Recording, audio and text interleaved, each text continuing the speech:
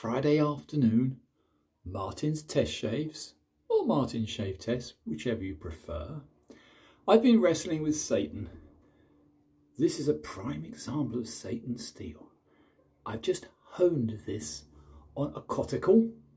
I've stropped it, and it does hanging hair test reasonably well. So there's no excuse this time why it shouldn't shave reasonably well. This is a late Friodur by Henckels. This is the J.A.Henckels Friodur Solingen. This is the 50.5, which I've been just literally half an hour ago honing. It's a stainless horror. It's had 2 chances so far to give me a reasonable shave. It failed on both. The first one on a synthetic progression was not good. The second one, which I touched up the synthetic progression on 2 Arkansas stones and even used green crox on a strop, and it was still rubbish. So, last chance, well, maybe one more go, but this is very interesting to me. This is why Martin can't get any joy from small stainless steel razors. And this one's small and it's horrible. Anyway, to make up for it, I've got some of Eric's wonderful soap.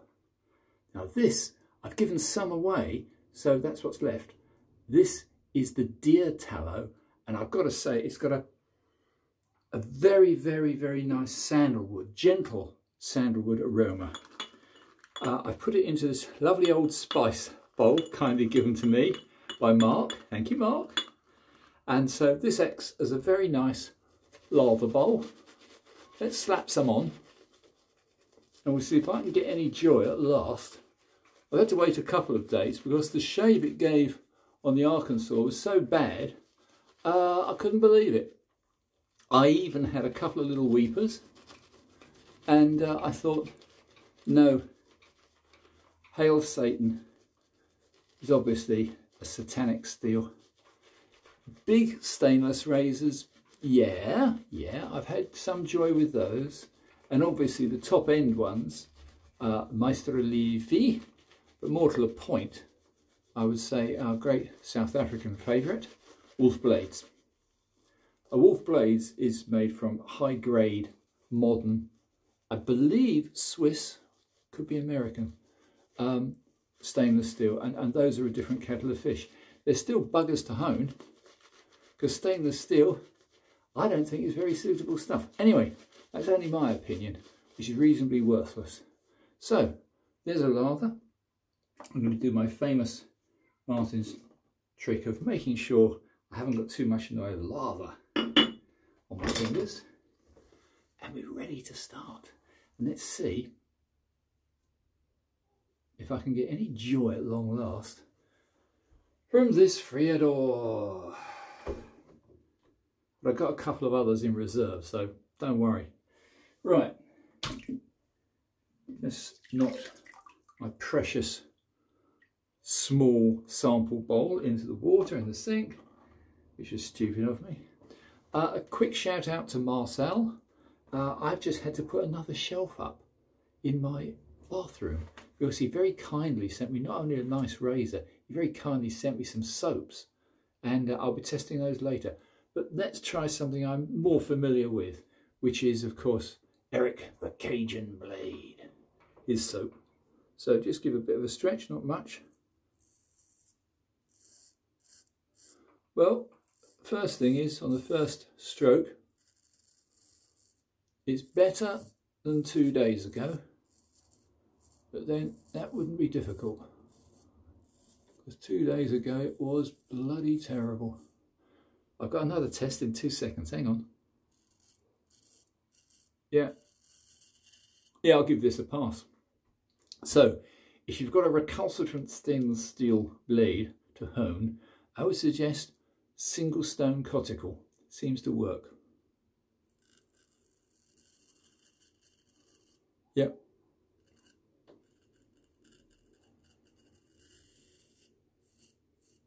Not bad, but I've got a better test for you. this will be the test. So this is the J.A.Henckels Friodur, small Friodur, 5.0 whatever it is, 50.5. I think when they put a half on their stamp, it means stainless steel. Who knows? Anyway, this is more pertinent to the argument. This is a proper razor. See, this is a Puma. This is a Puma 91, and I honed this, what, a year ago? I honed this on a coticule, delicate method, just a single stone. And it's always been a brilliant, brilliant razor. But then it's Puma steel, which is not obviously a stainless. I haven't touched this one in months. Oh yeah, baby. Yeah, it's better. 10%, 15% better.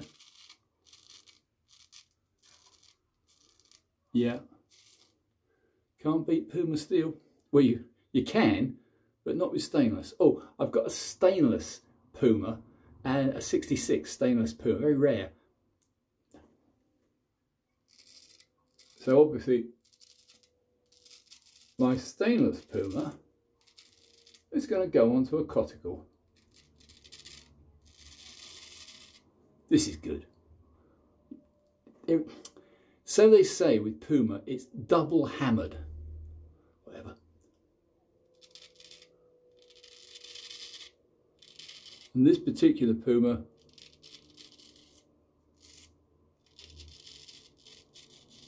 is on a coticule edge, and it's perfection. You can hardly feel it cut, which is the joy of straight razor use. The better you get, the more enjoyable it gets. We all start off, cutting ourselves and wondering what we're doing, but this is why we do it, because there is no better shave. And this one I did up myself. It had completely lost an awful lot of its etching, and I've gold plated it. And it's now got the high class, which it was. This is a high class, and it came in one of those rather beautiful mock wood cases.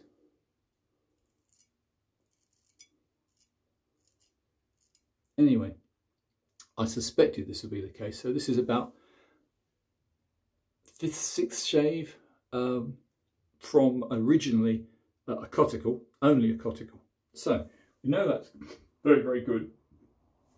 Excuse me, burping away here. Right, second pass against the grain with the stainless steel horror. Let's see if it can be compared on a second pass to its first pass on that side of my face, and to the other pass, which of course I use a proper razor, a Puma carbon. The Puma carbon, I could have used one on a synthetic edge, and they're just perfect, but you know, I knew that. I wanted to compare what a Puma carbon steel edge would be like compared with the Henckels Friodur carbon steel edge, and I know which is best. It ain't the Friodur. That's nice. Yeah, it's all right. It's definitely cured this razor. Who would have thought? So it's gone from being a useless piece of junk. My father, when he was in the butchery business, used to refer to a knife that wouldn't cut properly as a piece of hoop iron, and he'd throw it in the bin. This very nearly got binned.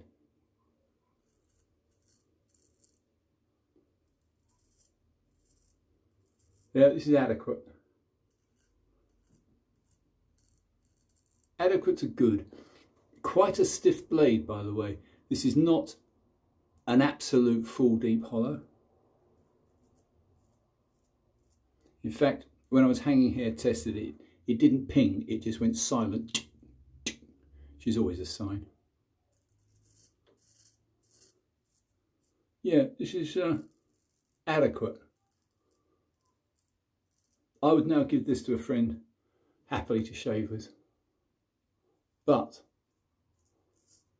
This is its third attempt. So we know on this particular Friodur, a synthetic edge was useless. A touched up Arkansas edge was probably the worst shave I've had in several years. And I don't like Arkansas edges actually. It's not that the stone is at fault, it's me.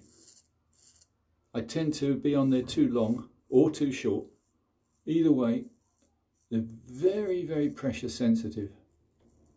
And of course, if you're using a black Arkansas, you can't see any trace of slurry. Any metal, that is, in the slurry. And a translucent's about the same. Yeah, this is a good razor now. Well, well, well. So to those who are mildly interested in how to take a recalcitrant, nasty, evil blade, get the most out of it, you've got to try probably 3 different types of stone.